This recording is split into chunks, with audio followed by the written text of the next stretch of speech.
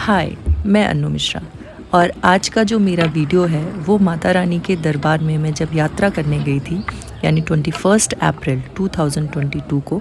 तो मैंने उस टाइम ये वीडियोस बनाए थे।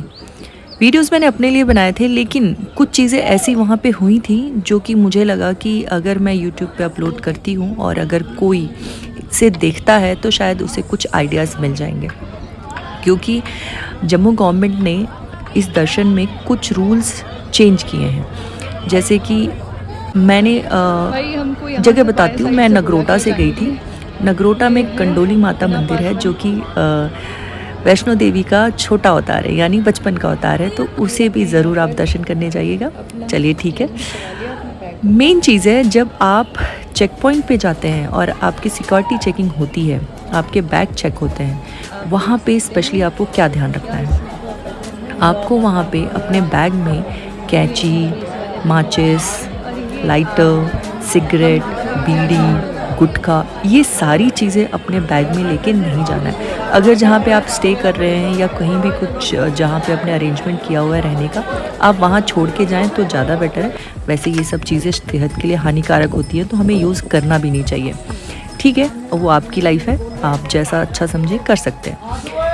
मैंने ये वीडियो बनाने का मेन मकसद था कि मैंने एक छोटे बच्चों को देखा, मतलब अगर लड़के जा रहे हैं शॉर्ट्स पहन के जा रहे हैं तो वहाँ कोई इशू नहीं हो रहा है, बट लड़की अगर है, छोटी बच्ची मतलब 10-11 साल की बच्चियाँ अगर शॉर्ट्स पहनी हुई हैं, कैपरी पहनी हुई हैं, तो गवर्नमेंट ने ये रूल बना दिया है कि आप अपने छोटे बच्चियों को भी शॉर्ट्स कपड़े पहना के नहीं ले जा सकते, यानी शॉर्ट्स नहीं पहना सकते। स्पेगेटीज़ जो छोटे छोटे हम स्लीवलेस कपड़े पहनाते हैं, और बड़ी लड़कियों का तो मतलब कहीं से ये सवाल ही नहीं है कि वो एक्सपोजिंग कपड़े पहन के वहाँ जा पाएँ, क्योंकि आपको पहले ही चेक पॉइंट पे घर पे जाने के लिए ये बोल दिया जाएगा। तो आपको या तो फिर शॉप से अपने लिए कपड़े खरीदने पड़ेंगे, पहनने पड़ेंगे और फिर जाना पड़ेगा। तो बेहतर है घर से निकले या होटल से निकले तो सिंपल सोबर कपड़े पहन के निकलो यार, क्या टेंशन है। सूट पहन लो, साड़ी पहन लो, जीन्स डाल लो, टॉप डाल लो, जीन्स पे कुर्ता डाल लो।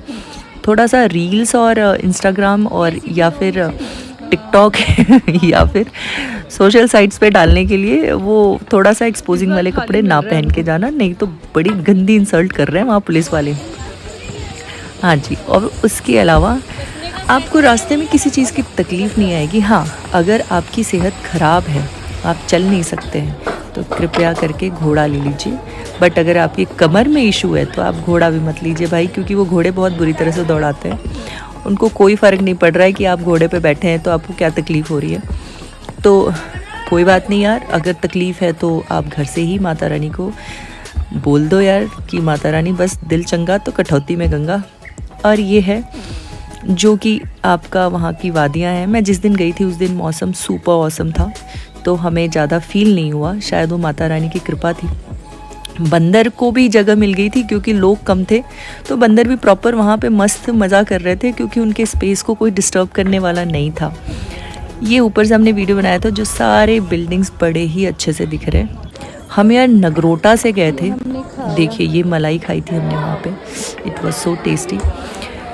ये है जहाँ पे टैक्सी की बुकिंग होती है, क्योंकि आपको स्टार्टिंग से घोड़े तो मिल जाएंगे चलने के लिए, बट अर्धकुमारी से आपको बैटरी कार मिलती है।